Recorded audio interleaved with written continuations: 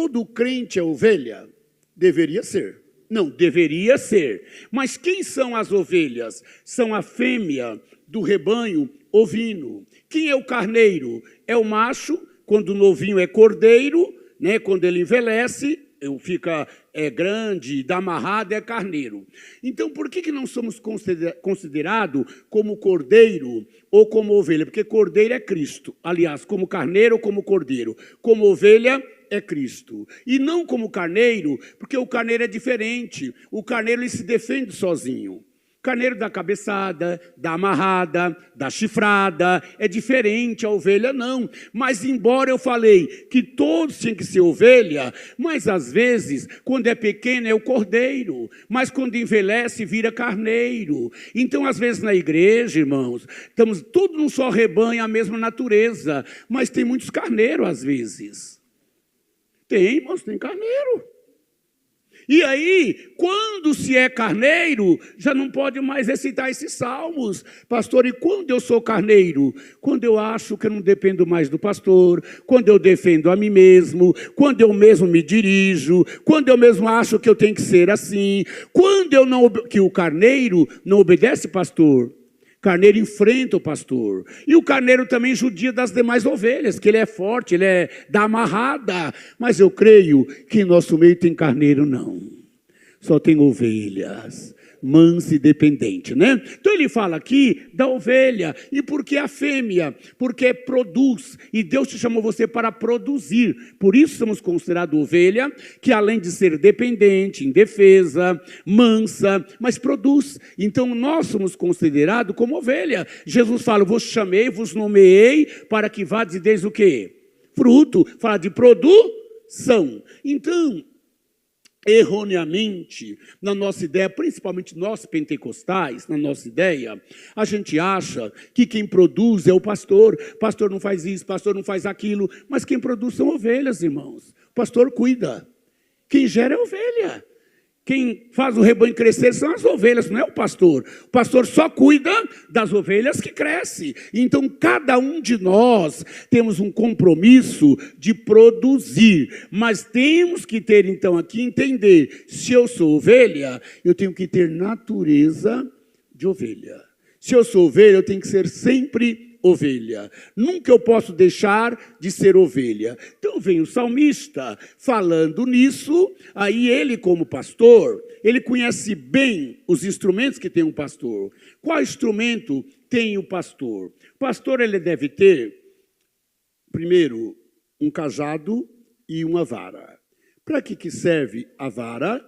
Para corrigir e colocar no caminho. Para que serve o cajado? Para tirar do abismo. Ele tem que ter uma capa de pastor, quando ele encontra a ovelha machucada e ferida, ele enrola ela com a capa, mas antes que isso, tem o óleo para curar, tem que ter o óleo, tem que ter o vinho. Você viu o bom samaritano? Colocou vinho. Então, óleo, vinho que cura. E o pastor tem que ter, irmãos, o pastor tem que ter identidade com a ovelha.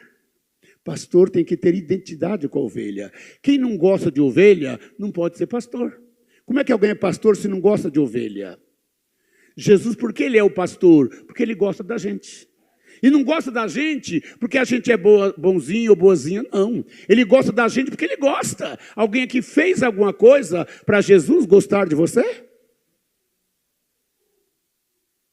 Não, irmãos.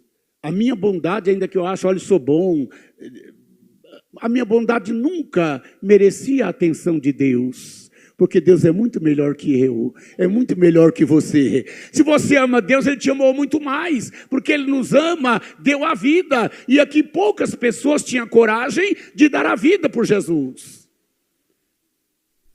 Jesus deu a vida, então nos ama muito mais. Então quando você pensa, Deus me ama, claro, eu amo Deus, Ele te ama muito mais. Então aqui, quando Davi chega nessa situação, já envelhecido, já experiente, aí ele vem, o Senhor é meu pastor. Então quando ele fala, o Senhor é meu, vamos aqui dissecar um pouquinho o primeiro verso já. Quando ele fala, o Senhor é meu, fala o quê? Particular. Não é mesmo? Ele fala aqui na primeira pessoa, ele é o meu pastor. E eu só falo que algo é meu quando eu tenho o quê? Relacionamento com esse algo, intimidade com esse algo. Eu tenho, sabe, convivência com esse algo. Então, quando o Senhor é o teu pastor, fala da intimidade que você tem que ter com ele. E o crente, irmãos, tem que ter intimidade com Deus. João 15 fala, se vós estiveres em mim e as minhas palavras em vós, pedireis tudo o que você quiser e vai ser feito. Mas primeiro, intimidade. E o que é intimidade, irmãos? Intimidade é você conhecer o seu pastor. Certa feita, duas pessoas recitaram os salmos. Um poeta e um pastor. E o poeta falou com vírgula, deu vida ao texto e ninguém bateu palma. Quando o pastor falou, todos bateram palma. E alguém perguntou, poeta, por que bateram palma para o pastor e não para você que falou tão bonito? E o poeta disse, é que eu falei o salmo do pastor. E o pastor conhece o pastor dos salmos. É diferente, irmão. Conhecer, recitar o salmo não quer dizer nada. Você pode recitar, pode ler, mas conhecer o pastor do salmo. Então, primeiro, é necessário o quê? Intimidade com Cristo. E o que é ter intimidade, então? É viver com Ele, caminhar com Ele, andar com Ele. Enoque andou com Deus. Ter intimidade é saber que Ele te ouve. Ter intimidade é não ter vergonha de chegar a Ele. A Bíblia fala, chegamos a Ele, você tem livre acesso ao santuário. O escritor aos Hebreus fala, temos livre acesso. Então, irmão, você não tem que ter vergonha. Eu oro, Deus vai me ouvir, vai, irmão. Mas eu não sei orar. Você vai orar do jeito que você ora, com a sua simplicidade, não sabendo orar. O Espírito Santo intercede, geme com gemidos inexprimíveis. A Bíblia fala que nós não sabemos nem como pedir, mas intimidade com Ele precisa. Então, intimidade com Cristo é saber que você caminha, você fala e Ele te ouve. E Ele fala e você ouve. Quem tem ouvidos, ouça. Então, muitas das vezes, falta em nossos dias, irmãos, intimidade com Jesus. Quando bate as lutas em nossa vida e bate o desespero. Então, a gente prega aqui hoje, o Senhor é meu pastor. Mas quando vem um problema, quando eu estou dizendo aqui de provisão, intimidade, quando vem um desemprego, a pessoa se escabela. E agora eu vou morrer, e agora quem vai me dar comida, o que eu vou fazer? Ué, nós não pregamos que Ele é o nosso pastor? Cadê a intimidade? Senhor, Tu vai cuidar de mim. Tu cuida de mim com emprego, sem emprego, com dinheiro, sem dinheiro, o Senhor cuida de mim. Então, primeiro, Ele é o meu pastor, primeira pessoa, eu tenho intimidade, Ele é meu e eu sou dele. Se vós estiver e Ele estiver, como está junto um com o outro. Então, Ele é o meu pastor, nada... Então, irmãos, nada me faltará. Se pegarmos raiz mesmo, o mais correto é dizer, Ele não me faltará. O Senhor é meu pastor, Ele não... Por quê, irmãos? Se você tiver o pastor, você tem tudo. Se tiver o pastor, tem tudo. Não adianta eu ter bens e não ter o pastor. Não adianta eu ter casa e não ter o pastor. Não adianta comida e não ter o pastor. Mas se eu não tiver nada e eu tiver o pastor, eu tenho tudo, porque Ele não deixa faltar nada. Irmão, Ele não deixa faltar nada. Então, o Senhor é meu pastor e Ele não me faltará. Ele não vai te faltar em momento algum. Ele não vai na doença, Ele renova o leito, a Bíblia fala. No perigo, Ele está comigo. Nas fraquezas, Ele é o renovo. Então, se Ele está com você, nada vai te faltar. O Senhor é meu pastor e Ele não me faltará. Te chamo ao exame próprio de você. Não sei quanto tempo você serve a Deus. Um dia, 10 dias, 1 ano, 10 anos, 20 anos, não importa. Pensa com você, quando foi que Deus faltou com você? Quando foi que Deus falhou com você, meu irmão? Você até desesperou achando que Ele estava faltando, mas no outro dia veio.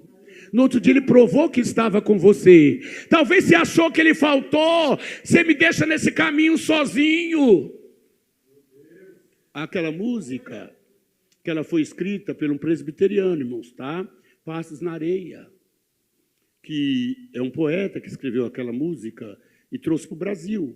Ele era um corredor e ele teve problemas nas suas pernas.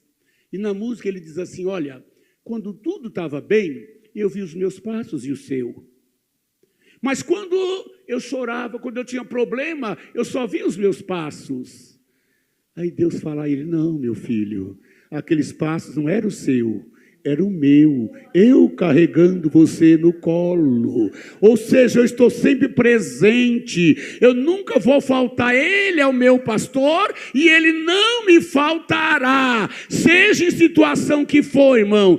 Aqui na terra, nossa natureza, você está bem, você tem amigos, não é verdade? Você está bem, você tem gente do teu lado, mas quando você não tem mais bem, não tem mais dinheiro, não tem mais poder, não tem mais expectativa, alguns te abandonam, mas Jesus nunca vai te abandonar, Ele nunca vai te faltar. No teu momento de glória, Ele está com você, mas na decepção Ele está com você. Quando alguém te aplaude, Ele está com você, mas quando vira o rosto, Ele também está com você. Pode adorar Ele por isso. Então Ele é o meu pastor, Ele não me faltará. Então põe na tua cabeça, Jesus não vai te faltar.